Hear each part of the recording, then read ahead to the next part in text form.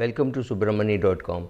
This vlog of mine defies a little classification. I really don't know where it is. I would just say observations and experience, or what all you need to go on the wealth creation journey.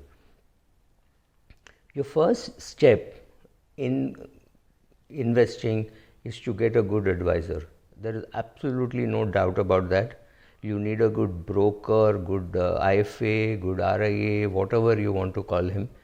That person should match your wavelength and should be willing to spend time and effort with you in learning and teaching. You're smart, you've got your education, you've done your qualifications. Now you want to be serious in your wealth creation journey, right? So step one, take enough trouble to find a good advisor.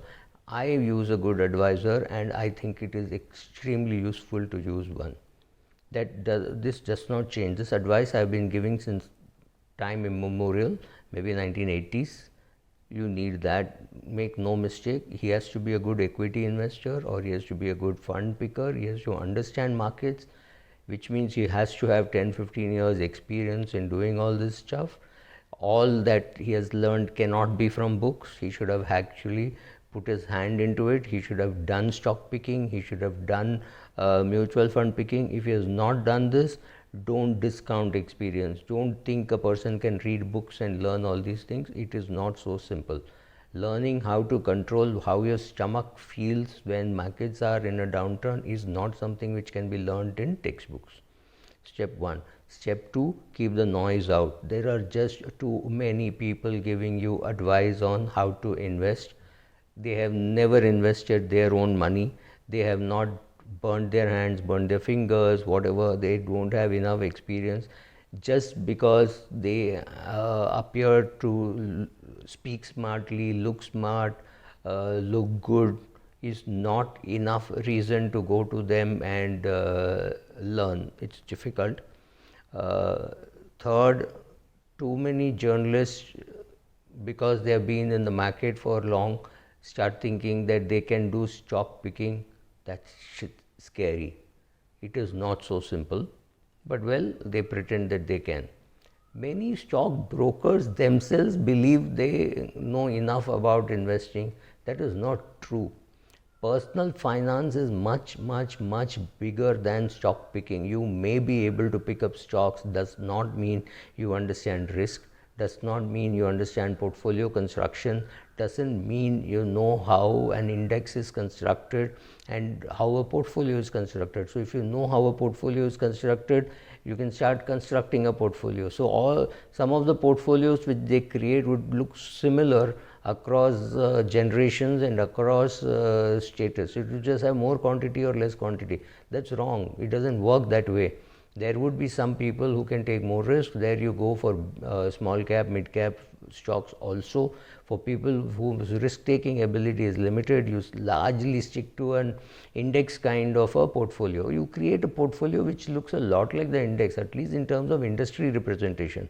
They don't even put the portfolio through a portfolio planner and check how the industry breakup is. My own observation from seeing portfolios of brokers, they are very close to a disaster. Unfortunately or fortunately, they can live on much less. So a person with about 3-4 crores of annual income who is living on 10 lakhs, the market does not expose them too badly, but a lot of them are very inefficient. So remember that. Things are getting faster for most of us who created our portfolios in the 90s and even in the 80s. Life was not so fast, so which meant we got time to think about a company, add slowly, right? We didn't have to go overnight build a position. You could build a position over 2-3 months. Today 2-3 months is a luxury which the market does not provide you, right? So that is one thing. First impressions can be very scary. So if you are a small investor and you have watched television and some expert on television says one particular share is worth buying, it does not mean it is worth buying. It just means it is worth researching. And that may be the worst day to buy because people may be waiting to sell. They may have known that this is going to happen, and as soon as it is announced on CNBC or an ET Now, it does not mean it's the time to buy. You can still buy it by your time, do your research, and then buy. Remember, completely wrong misinterpretation of big investors is made. For example, Peter Lynch's statement that if you know a company, the product you are using, there's a good chance that many people would be using, so buy it. That's not the way to interpret it. The way to interpret it is, therefore you know which company to buy, and therefore you do more research, right? That is the way to look at it, not a way to say, everybody, I think everybody is buying a particular brand, so therefore it's a good share. Not true. Whether the share will make money for you is what you're asking. Whether the product is good for use is what your wife or your daughter or your friends are asking. So what they are looking for in the product and what you are looking for in the product can be dramatically different. So be careful about that. First impressions of many companies can be wrong. The press may tell you completely wrong things about him. There are groups like ADAG Group, which was a darling of the press. They always said nice things, and today you see where they are. Today it is easy to say that ADAG Group does not have market capitalization, but 10 years ago, I always thought their market cap to cash flow ratio didn't work at all. They did not have the cash flow to justify the kind of market cap. Now the market has caught up with it. So when you look at a company and you're looking at market cap, just check whether they have enough cash flow to justify those amazingly stupid valuations, which could come from a shortage or a good product or whatever. So if only 4% of the stock is floating, the market could be rigged for a very long period of time. So be careful about those things. One more thing is, insider trading is exaggerated. When the chairman of a company comes and tells you, buy my share, it is doing well, believe me, they say it every time. So what he does is more important than what he tells you. So if you share a broker and you tell the broker, boss, whenever he is buying, you buy for me, and whenever he is selling, you sell for me, it's a different thing. But otherwise, you just can't trust inside information. Even if you are an insider, you have to be a very, very close insider. You can't just be on the periphery and think you will benefit. Normally, insider trading, if you do, you will lose money if you're not a real insider, right? Remember, when you're dealing with financial services, there is a conflict of interest for everybody. Every blogger, every guy putting up a video wants hits, wants somebody to come and click on the icon and watch it regularly. What does he get? Nothing. He may just be peddling influence. I may be peddling influence. I get no money from ads on YouTube or on Google, right? I don't know last check when did I get from Google for my Google ads. But the thing is, maybe we are peddling influence, maybe we want you to benefit. So find out what is the motive for people. What am I using this for, right?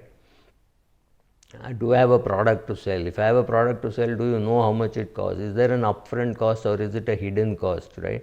Find out all that before you decide to trust a person or whether even to attend a course, right? It is easy to create a course, especially, and the people who run courses are people who have not created wealth. And the people who created wealth are either too lazy or they are indifferent to writing a book or creating a course. So it's a very sad situation. So your biggest and best teachers have to be books which are printed. Another caveat, there are no good great Indian books on Indian equity. All of us have to still go to US to draw examples. If I want to draw an example from 1890 to 2020, I have got to go to the US and draw the data. I don't have enough data in India, not enough credible data. That's the problem, right? So all the books on investments have been written by successful American investors who invested at a time when it was easy to invest in the US. Last 15-20 years has been a big challenge investing in US. Gold has beaten Berkshire Hathaway over the last 20 years. So now the emerging books are more important than the older books. Older books are nice to read, and you should understand, what you don't understand, right? You can't just copy a Graham. You have to interpret a Graham for today or a Lynch for today and then learn how to use it. That's not easy. Not too many people will do it. In fact, most people buy a book to keep it in the shelf. That's not on. asking in an interview, when somebody asks, is this a good company, you're not likely to get a correct answer, you're going to get a biased answer. Understand that bias. All forms of communication skills are underrated. Teach your kids how to communicate, whatever language they speak. Communication skills have to be taught at home, nobody outside teaches. Remember, there are people smarter than you, richer than you, dumber than you, poorer than you, etc. in the world that will not change whatever you do with your investing. The best investors are actually tucked away in some unknown suburb corner of Hyderabad or a Secunderabad or a Pune or a Baroda. They may not be in Bombay, they may not be in Delhi, right? So searching for them is difficult, and then also you have to know what questions to ask. No point in asking, sir, अगला quarter में क्या लूँ, क्या चलेगा? Best, if you don't know what to ask them what books they read. That could be more useful. Checklist Manifesto, a book to me which was recommended by Naren. So, Fooled by Randomness was recommended to be my Mahesh Vyas, right? Completely different people, completely different things that they do, but they at least recommend right books for you to read. So after reading Checklist Manifesto, I read Being Mortal by Atul Gawande. Great books which you must read, right? Equity rewards are not just because you pick up stocks well, it is also because of the patience that you show during bad times and when it is exuberant, controlling how much you sell. Let's say you picked up 7,000-8,000 shares of Bharti Airtel at 200. At 500, how much do you sell? Do you sell 100 shares? Do you sell 500 shares? Do you sell all the 7,000 shares, or do you say, no, I think it will go to 1200, so let me sell 100 shares? Or do you say, I bought it at 200, so I'll sell at 300, 400, 500, just like how you did an SIP, now do you want to do a SWP? Or should you be averaging on the way up and sell everything at 1200? I'm assuming it will reach 1200. What happens after you sell at 1200, it reaches 1300? These are all very difficult questions to answer. Most of it is emotional. So the logic is very simple. If you have to pick one share, you still have to put in a lot of effort, exactly like what Sam Manekshaw did, 361 days of preparation to do a 4-day war, right? So buying shares is the easiest thing you can do. All you have to do is press an F1, F2. For you, not even that, just picking up the phone and speaking to a broker or just going online and buying it. That is the easiest part. The preparation necessary, knowing which share to buy, what quantity, in which folio, how much to keep, how long to keep, what will be the taxation, how much will be the dividend, will there be TDS, those are the things which are far more important. Pressing one button which is an F1 or selling which is an F2 is much easier. It does not mean you know how to create wealth. That is a more difficult process. Thank you.